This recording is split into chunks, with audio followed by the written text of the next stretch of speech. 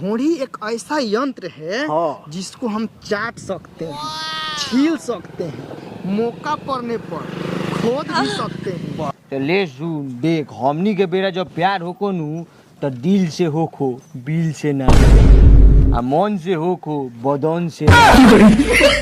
कि शहर में कुआं आ गांव में ओकरे के इनार कहे निसन, आ जवन लड़की धोनी में चाय या बियर पियावे ओकरा के छिनार कहे निसन।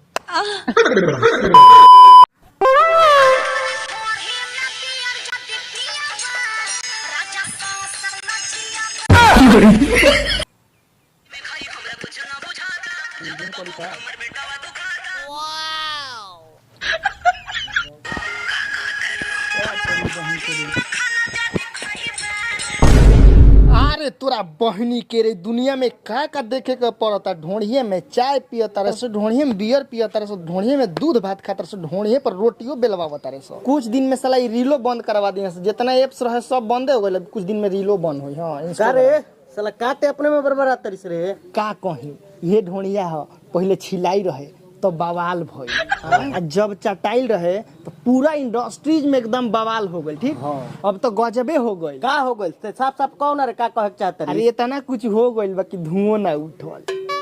भकुओ मत, अभी है रील देखत रहनी है, एगो लड़की भी है, लड़की यही ढोंढिया पर कबो चाय पियावतिया, कबो दूध भात खियावतिया, आ कबो यही पर पूरी बेलवावतिया, आ सब कइला के बाद वही ढोंढिया के अगरबत्ती देखा के पूजो कर देतिया। हाथ तोरा बहन करा रे, हमरो मेहरारू दिन रात रील देखती है, कहीं ओकरो आदत बिगड़ गइल तो गांव समाज में हमरो का इज्जत रह जाई? तू ही बताओ। ठीके कहता रह, जैसे में आँख आ किडनी के रेट लागेला बिका जाला, वैसे ही कुछ दिन के बाद ढोंढियों के रेट लागे लागी। चौका मत हे, अखिया के एके गो काम बा देखे के, बाकी ढोंढिया के अनेको काम बा। अब ये देखबे कइलो है का जाने कैसन पहले के जमाना रहे कि आज हमनी के ई दिन देखे के पड़ता। हाँ ठीके कहता रे, एगो काम कर, चल होदे गोधन काका बैठल बने, उनके से पूछल जाओ कि पहले के रहे लो, पहले ई सब रहे या कि ना रहे। चल चल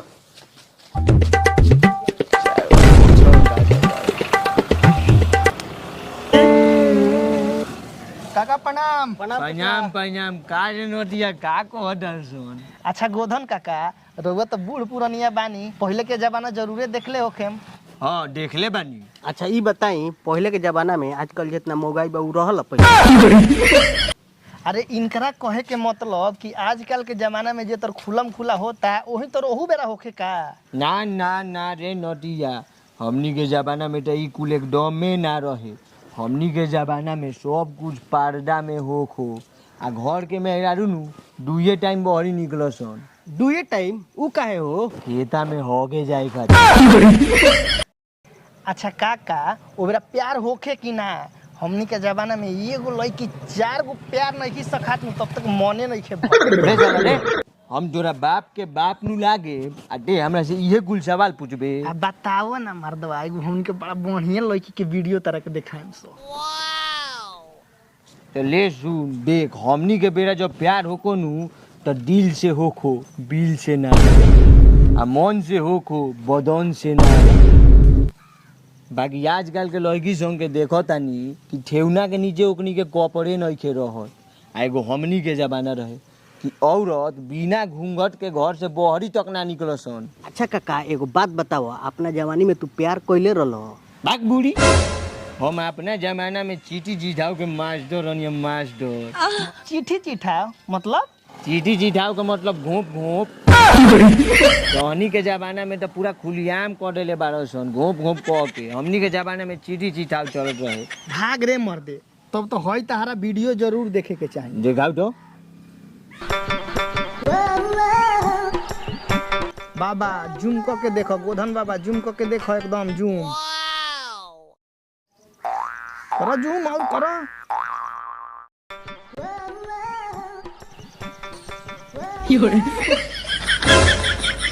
भाग रे साला, लागो तो बाबा पनिया गइल बड़। हमनी पर चिट्ठी चिठाव कर दियम, भाग ना तो भाग। चल बाबा दा ई नाटी बड़ा खतरनाक बारसन, ठीक बोलो चोर बिलोसन, ना तो चालू मोटर में टंकी भर जाई तो मैं पानी बहरी फेंक दी रे दादा रे दादा।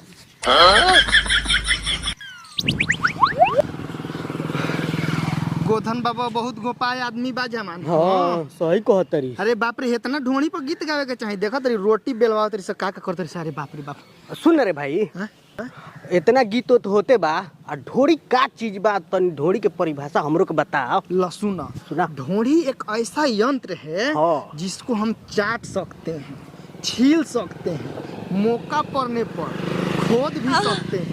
आ उसके गहराई में कबो पानी, कबो दूध, कबो बियर पी भी सकते हैं और अंत में इसकी पूजा भी कर सकते हैं। इसे ढोड़ी कहते हैं। भैया का फोन आ गया। हाँ भैया आओ तनी।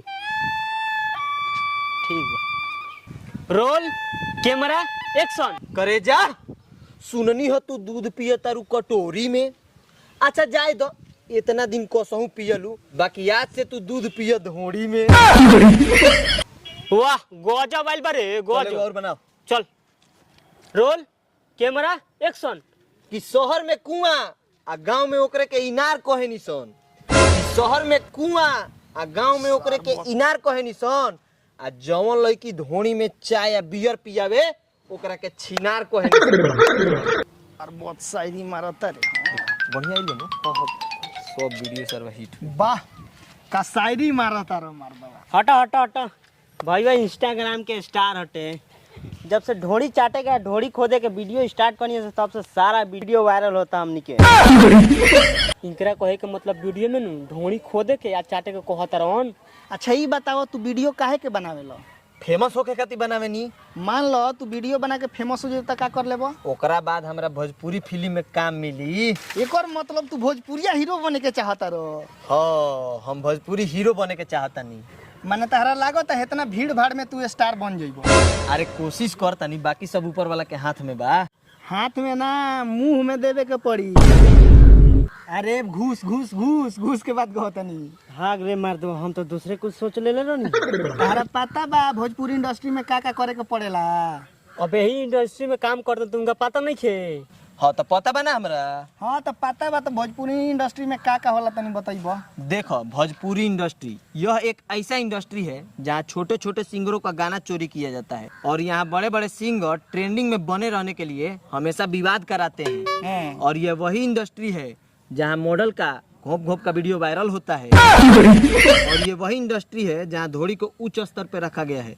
जैसे इसे चाटा जाता है, छीला जाता है और इसे खोद के इसमें चाय और बियर भी पिया जाता है। और इतना ही नहीं, इसी धोड़ी में दूध भात खा के अमर हो जाया जाता है। और सब होने के बाद इसी धोड़ी का पूजा भी किया जाता है। वाह, मान गई यार, तोर लगे टैलेंट बा, एकदम टैलेंट बा। तोर सिलेक्शन भोजपुरी इंडस्ट्री में जरूर होई। एगो काम कर, ढोड़ी पर कोनो नया आविष्कार करते, वही फिर में लागल बनी। ते जरूर आगे जाइबे। ठीक है भाई, धन्यवाद धन्यवाद। ओके। चलो धोड़ी का नया खोज करिए।